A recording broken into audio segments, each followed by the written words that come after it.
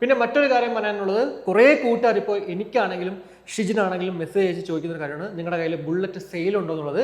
പലരും actually restore ചെയ്യുന്ന, നമ്മളിപ്പോൾ മറ്റൊരു കസ്റ്റമറിന് വേണ്ടി റീസ്റ്റോർ ചെയ്ത് വെക്കുന്ന വണ്ടി പോലും ചോദിക്കുന്നത് നിങ്ങളിത് കൊടുക്കാനുണ്ടോ എന്നുള്ളതാണ്. അപ്പോൾ അതുകൊണ്ട് തന്നെ നിങ്ങളുടെ എല്ലാവരുടെയും ആ ഒരു കമൻറ്റ് കൊണ്ട് തന്നെ നമ്മൾ പുതിയൊരു സംരംഭം സ്റ്റാർട്ട് ചെയ്യുവാണ്. ഈ ഒരു വണ്ടികൾ സെയിൽ സ്റ്റാർട്ട് ചെയ്യണം കേട്ടോ. ഈ ഒരു വീഡിയോ കണ്ടുകൊണ്ടിരിക്കുന്ന കൂട്ടുകാർക്ക് വണ്ടി മേടിക്കാനോ ഇനി അതല്ല വണ്ടി വിൽക്കാനോ താല്പര്യമുണ്ടെങ്കിൽ ഉറപ്പായിട്ടും കോൺടാക്ട് ചെയ്യാവുന്നതാണ്. എൻ്റെ നമ്പറാണ് ഞാൻ കൊടുക്കുന്നത്. സോ നിങ്ങൾക്ക് എന്നെ കോൺടാക്ട് ചെയ്യാം. എൻ്റെ നമ്പർ ആണെങ്കിൽ പോലും ഷിജിൻ ആക്ച്വലി നമ്മുടെ കൂടെ ഉണ്ട്. പണിയാനുള്ള വണ്ടികളുടെ കോൾ തന്നെ ഷിജിന് ആക്ച്വലി എടുക്കാൻ പറ്റില്ല. അതുകൊണ്ടാണ് ഞാനിത് ഹാൻഡിൽ ചെയ്യുന്നത്.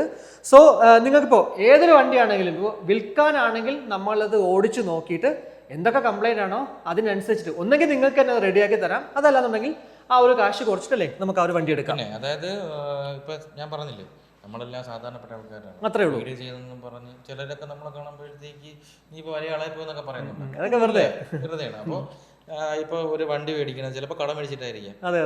ഞാനും അങ്ങനെയൊക്കെ വണ്ടി മേടിച്ചാൽ. അപ്പോൾ ഒരു വണ്ടി മേടിക്കാൻ വരുമ്പോഴത്തേക്ക് നമ്മുടെ അടുത്തുനിന്ന് വണ്ടി മേടിച്ചാൽ എന്തായാലും ഒരിക്കലും പറ്റിക്കത്തില്ല.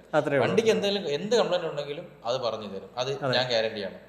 മെക്കാനിക്കാണ്, എന്തായാലും വണ്ടി ഓടിക്കാൻ പറയാൻ പറ്റും. പിന്നെ ഒന്നെങ്കിൽ നിങ്ങൾക്ക് ആ റേറ്റ് പറഞ്ഞിട്ട് ആ കംപ്ലൈന്റ് മാറ്റി ശരിയാക്കി തരും, അല്ലെങ്കിൽ ആ കംപ്ലൈന്റിനുള്ള റേറ്റ് കുറച്ച് മാന്യമായ വിലയ്ക്ക് തരാം. അത്രേ ഉള്ളൂ. അതുകൊണ്ട് തന്നെ നിങ്ങൾക്കൊരു വണ്ടി മേടിക്കാനും ഇനി അതല്ല സെല് ചെയ്യാനും താല്പര്യമുണ്ടെങ്കിൽ ഉറപ്പായിട്ട് നമ്മളെ കോൺടാക്ട് ചെയ്യാവുന്നതാണ്. അപ്പോൾ എന്തായാലും ഈ ഒരു വീഡിയോയിലൂടെ നമ്മുടെ 1991 മോഡൽ നമ്മുടെ സ്വന്തം മനീഷ് ബ്രോയുടെ വണ്ടിയുടെ വിശേഷങ്ങൾ നിങ്ങൾക്ക് മനസ്സിലായെന്ന് വിശ്വസിക്കുന്നു. അപ്പോൾ ഈ ഒരു വീഡിയോ ഇഷ്ടപ്പെട്ടെങ്കിൽ ആവശ്യം ലൈക്കായിട്ട് അറിയുക, അഭിപ്രായങ്ങൾ കമൻറ്റായിട്ട് അറിയിക്കുക. കൂടാതെ നമ്മുടെ ചാനൽ ഇതുവരെ സബ്സ്ക്രൈബ് ചെയ്തില്ലെങ്കിൽ സബ്സ്ക്രൈബ് ചെയ്യാനൊന്ന് കൺസിഡർ ചെയ്യുക. മറ്റൊരു വീഡിയോ കാണുന്നതായിരിക്കും.